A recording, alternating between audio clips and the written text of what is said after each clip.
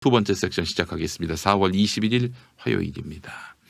허욱 씨 방송통신위원 연임 꿈도 꾸지 마시라, 이런 제목으로 함께하겠습니다. 우선 광고부터 만나보실까요? 우선 디아페 비누부터 보겠습니다. 디아페 비누 김용민닷컴에서 정말 많은 분들이 찾는 상품입니다. 디아페 비누는 습진이나 가려움증, 땀띠, 모낭충, 여드름 등으로 고민인 분들 꼭 한번 써보시기 바랍니다. 유황의 살균 효과와 제주도산 마유의 보습 효과가 놀라운 결과를 만들 겁니다. 저 김용민도 샤워할 때, 머리 감을 때 디아페 비누를 애용합니다. 써본 분들은 거의 대부분 대만족하고 계세요. 진작 쓸 걸 하고 말이죠. 자, 비누의 끝판왕 디아페 비누를 김용민닷컴에서 만나보시기 바라겠습니다. 그래요. 디아페 비누 소개해드렸고, 자, 곧바로 브리핑 이어가겠습니다. 자, 먼저 여러분들께 육성 하나 들려드리려고 하는데요. 방송통신위원회가 종합편성 채널 TV조선과 채널A의 방송사업을 조건부로 재승인했습니다. 왜 재승인했는지 너무 궁금하시죠? 그러나 그냥 재승인이 아니라 조건을 단 재승인이다, 이런 점을 강조하면서 TV조선 채널A 여차하면은 방송사업을 취소시킬 수 있다라는 허욱 방송통신위원회 CBS 라디오 인터뷰를 들어보겠습니다. 허욱 씨가 CBS 출신이잖아요. 네, 담당 PD가 제가 참 존경하는 손금필 PD와 같은 시기에 노조 활동을 했던 걸로 알고 있는데, 자, 허욱 씨의 이야기를 한번 좀 들어보겠습니다. 진행자는 정관용 국민대 특임 교수입니다. 함께 만나보시죠. 네. 논리적으로 지난번 재승인 때 조건부로 재승인을 해줬고 조건을 못 지키면 승인 안 된다 했는데 이번에 조건을 못 지켰는데 또 조건부로 해줬잖아요. 예. 그럼 그 얘기는 앞으로 3년 사이에도 조건을 어겨도 다음번에도 또 조건부로 나가지 않을까요? 그래서 그런 우려 때문에 제가 이제 수정 제한 조건, 즉 수정 조건을 붙인 것 가운데 향후 재승인 심사에서 650점 미만을 받거나 이미 그 두 차례 걸쳐서 공정성 시비가 있었기 때문에 예. 요 재승인에 관련된 요 과락 점수가 다시 나온다고 한다면 예. 그러면 재승인 거부할 수 있다라고 하는 그 문안을 좀 이렇게 첨부시켰고요. 그러니까 조금 더 까다롭게 하고 이번인 진짜 마지막이다. 이번에 조건 어기면 이제 가차 없다. 뭐 그런 얘기죠, 한마디로. 예, 그런 맥락입니다. 채널 A의 경우는 그 검사장 어쩌고 하는 그 부분에 대해서 수사해가지고 뭐가 나오면 끝난 거 아니에요? 그럴 수 있습니다. 네, 맞습니다. 결과적으로 보면 지금 채널 A 같은 경우는 재승인을 해줬지만 예. 취재윤리 위반 사건이라고 표현하기도 하고 때에 예. 따라서는 이제 검언 유착 예. 결과적으로 보면 공정보도 위반 사건에 관련돼서 이것이 중대한 문제가 있는 것으로 확인될 경우에는 예. 재승인을 해줬음에도 불구하고 재승인을 처리한다는 겁니다. 예. 네, 들으셨죠? CBS 라디오 시사자키 정관용입니다. 어제 방송된 내용입니다. 허욱 씨 목소리를 또 들으셨어요. 예.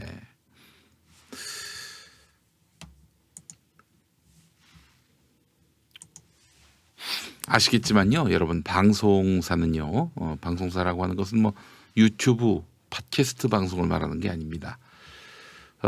정부 당국의 신고 혹은 허가받아야 할 방송을 말하는 겁니다. 예. 방송사는요, 신문사와 달리 몇 년에 한 번씩 방송국 재허가를 받아야 합니다. 왜냐? 방송 전파는요, 개인 것이 아닙니다. 공공의 자산이기 때문에 그 전파를 사용한다는 것은 전파 사용을 위임받은 거예요. 예? 위임받은 겁니다. 그러니까 위임받을 만한 자격이 되는지 안 되는지 몇 년에 한 번씩 이렇게 검증을 하는 거예요, 방송통신위원회가. 신문은 사유물이니까 국가가 관여할 수가 없죠. 물론 신문을 내려면 서울시 등 지방자치단체에 등록을 해야 합니다. 우리 저 평화나무도 신문 내잖아요. 최신정보라고. 최신정보도 서울특별시에 등록을 한 주간신문입니다. 방송통신위원회는 어제 TV조선을 날릴 수가 있었습니다. TV조선을 그냥 매장시킬 수가 있었어요. 왜냐? 방송의 공정성 같은 항목에서 연속으로 기준에 미달했거든요. 근데 방송통신위원회가 살려줬어요. 살려준 사람이 바로 허욱 씨입니다. 허욱 씨. 민주당이 추천한 허욱 씨. 허욱 씨는 뭐 살려준 것이 좀 못내 걸렸던지 다음 심사에선 정말 안 봐준다. 봐주는 것은 이번이 마지막이다. 이런 말을 했어요. 그때도 지금처럼 한다면은 계속 방송의 공정성 한몫에서 기준에 미달하면은 조건부 승인 그딴 거 없이 바로 재승인을 거부하겠다. 즉 방송국 문을 문 닫게 하겠다. 이렇게 명시했습니다. 채널A에 대해서는 최근에 불거진 문제 아시죠? 취재윤리 위반 사건 수사 결과에 따라서 재승인을 철회하는 조건을 달았습니다. 유시민을 죽이려고 하는데 도와달라 이렇게 채널A 기자가 요청한 거 아니에요. 감옥에 있는 신라젠 전 대주주한테. 예? 이걸 만약에 검찰의 청탁을 받아서 채널A 기자가 대리해서 한 것이 맞다면 또는 회사 구조적으로 이렇게 시켜서 그래서 기자가 그 역할을 대신한 것이 맞다면 방송국 문을 닫겠다고 하는 겁니다. 물론 채널A는 현재 기자가 잘못한 것은 맞다. 그러나 개인의 일탈일 뿐이다. 이렇게 선을 긋고 있어요. 방송통신위원회가 외부 인사가 포함된 조사위원회 구성을 권고했죠. 이 권고를 따르지 않고 있어요. 오로지 자체 조사위원회만 가동해서 그 결과를 만들어 놓고 여러분 믿으시라 이러고 있는 중이에요. 게다가 또 방송통신위원회가 허술한 것은요. 수사 결과 아니 재판 결과 채널A의 잘못이 드러나게 된다면 문 닫게 하겠다는 건데 법적 공방이 한없이 길어지면 어떻게 할 것이며 또 채널A가 구체적으로 어떤 잘못을 했을 때 문을 닫게 한다는 건지 명확한 기준이 없어요. 예컨대 여러분 그 기자만의 잘못이라면은 책임을 물을 수 있습니까? 그 기자의 선임은 알고 있었어요. 그렇다면은 어떻게 채널A 문 닫게 할 수 있는 요건이 됩니까? 심지어 보도국장까지 알고 있었어요. 그러면 채널A 망합니까? 회사가 보도국장까지 다 그들의 집단적 일탈일 뿐이다. 회사는 무관하다. 이렇게 나오면은 어떻게 되는 겁니까? 그럼에도 불구하고 문을 닫게 하나요? 불분명해요. TV조선은 다시 3년을 벌었습니다.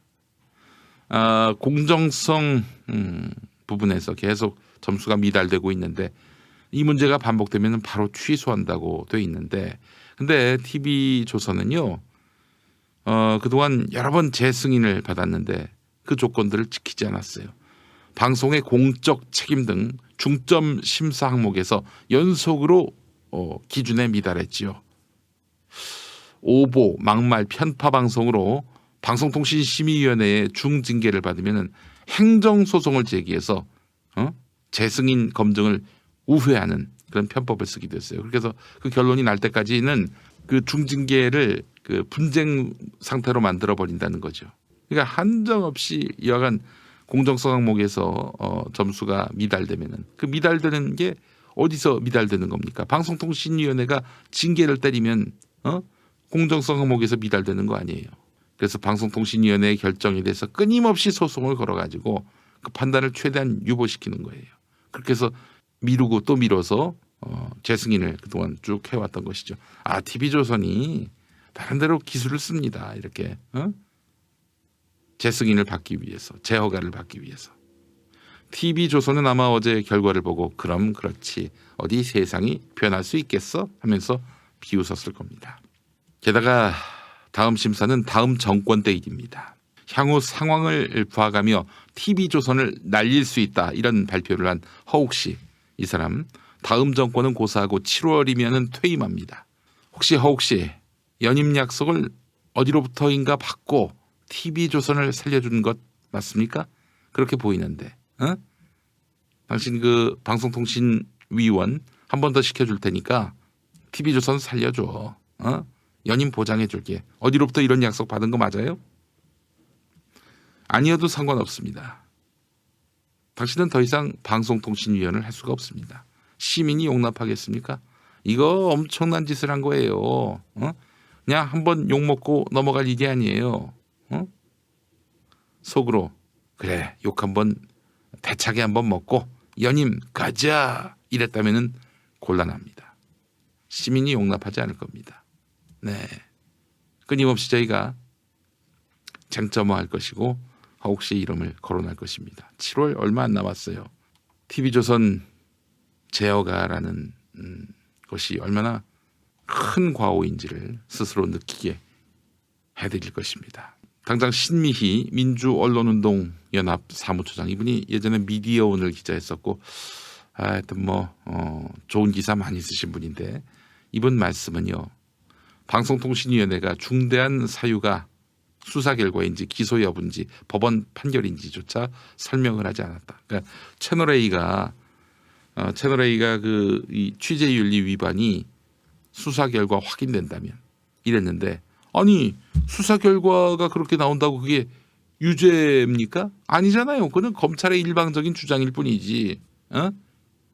그래서 그걸 기소할지 또 재판에서 유죄를 받을지 이것까지 다 따져야 되는 거 아닙니까? 이게 불명확해요. 방송통신위원회가 애초부터 봐주려고 작정한 것 같다는 생각이 드는 거예요. 또 기소해서 대법원 판결까지 몇 년이 걸리는 것을 감안하면은 최악의 경우 4년이라는 채널A의 재승인 기간 동안 결과가 나오지 않을 수도 있다는 거죠. 또 TV조선 같은 경우 공정성 부문 등에서 과락을 받았음에도 방송통신위원회가 조건부 재승인을 의결한 것은 이명박 박근혜 정부에 이어서 또다시 면죄부를 준 것에 불과하다. 이렇게 꼬집었습니다. 면죄부를 준 거죠.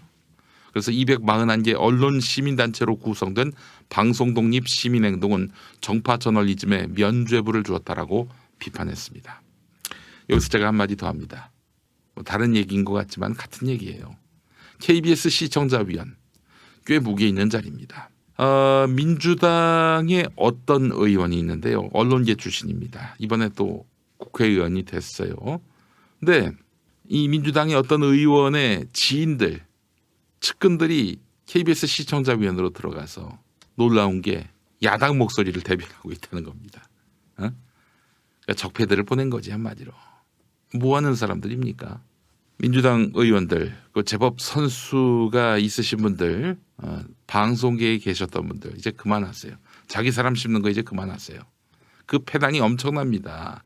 여러분께 그 실명을 알려드리지 못해서 죄송하지만은 아마 본인은 다 알아들었을 거예요. 자, 마지막 소식 하나 더 보겠습니다. 야권이, 그러니까 이제 미래통합당이죠. 야권이 4.15 총선에서 역대 최악의 패배를 당한 후에 야권 지지층 일각에서 사전투표 부정 의혹을 제기하고 있는데요. 조선일보, 동아일보가 헛소리라면서 선을 긋고 있습니다. 이 조선일보, 동아일보가 또 이런 거엔 또 양식 있는 이야기를 하네요. 예. 그러면서 조선일보는 김어준을 깝니다. 더 플랜을 통해서 김어준도 이렇게 투표 조작을 주장했다라면서 김어준을 돌려 까고 있어요. 자, 일단 지금 수도권 사전투표 조작설 그 내용을 좀 소개하겠습니다. 일부 유튜버, 그러니까 가로 세로 연구소 이런 쪽을 중심으로 급속도로 퍼지고 있는 건데요. 사전투표 조작설 핵심은 민주당과 통합당의 서울, 인천, 경기 지역 사전투표 득표율이 모두 63대 36으로 나왔다는 건데, 이런 정황을 들어서 일부 유튜버는 우연의 일치로 나올 수 있는 숫자가 아니다라면서 조작 가능성을 제기하고 있습니다. 이에 대해서 선관위는 수도권 유권자들의 투표 성향 흐름이 유사하게 나타난 것일 뿐이다 이렇게 말을 했는데, 낮은 확률일 수 있겠지만 우연히 그런 결과가 나온 것이다라는 설명을 하고 있어요. 선관위 관계자는 유권자의 투표 결과를 두고 왜 그런 숫자가 나왔는지 설명하라고 하니 난감할 뿐이다 이렇게 말했다고 하는데, 아니 상식적으로 이 문과적으로 한번 해석해 보겠습니다. 이과적인 해석이 아니라 문과적 해석을 하자면은, 선관위가 미쳤다고 민주당 좋아할 일을 하겠습니까? 그렇다고 통합당 좋아할 일을 할 선관위란 얘기는 아닙니다. 민주당 어느 누가 이런 말도 안 되는 개표 조작을 요구했겠습니까? 그 시도만으로도 정말 정권의 명운이 걸리는 행동인데, 정황적 해석을 해보자면 이렇습니다. 민주당이 그런 거 할 리가 없다. 인터뷰에 응한 박유성 고려대 통계학과 교수의 견해를 하나 더 소개하지요. 사전투표는 지지층 결집 현상이 있었기 때문에 일부 선거구에서 유사한 지지 경향이 나타나는 게 가능했던 일로 보인다. 김영원 숙명여대 통계학과 교수도 특정 수치가 유사하게 나타났다면 통계학적으로 합당한 결론은 선거구의 투표 성향이 비슷하다지 개표에 부정이 있었다라고 볼 일은 아니다. 이렇게 말했다고 합니다.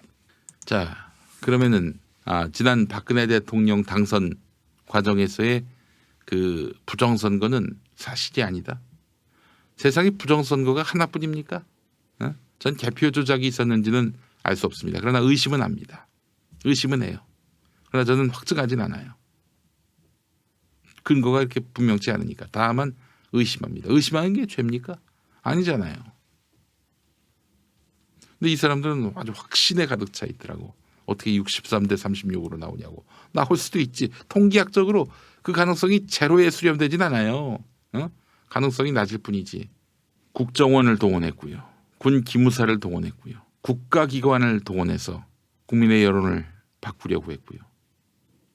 또 일부 정권에게 불편한 인사들을 사찰하고요. 그렇게 해서 선거에 영향을 미치려고 했던 경찰까지 동원됐었죠. 그 경찰의 수장이 바로 김용판인데 이번에 당선됐습니다. 이건 부정선거 아닙니까? 국가기관이 동원돼 가지고 그렇게 해서 선거 중립을 훼손하고 국민에게 어떻게든 여당 지지자, 여당에게 유리한 결과가 나오게끔 행동했던 박근혜 당선 과정. 당시 여당은 바로 미래통합당이었죠. 그건 부정선거 아닌가요? 전 그런 의미에서 2012년 대선은 부정선거였다고 얘기하고 있습니다. 내 말에 틀렸는지 한번 얘기해 보시죠. 이번에 민주당 정부에서 부정선거 한 게 있었습니까? 자, 그래서 지금 야권 일각에서 수도권 사전투표 조작설 이걸 조선동아가 잘못된 조작설이다. 잘못된 음모론이다. 지적하는 건 좋은데 다른 박근혜 정권이 창출되던 당시에 부정선거 논란을 싸잡아서 그것도 개소리였다라고 말하는 것은 과도한 일반화다. 이런 말씀을 드리고 싶습니다. 네, 그래요. 여러분 저기 참 갈 길이 멉니다.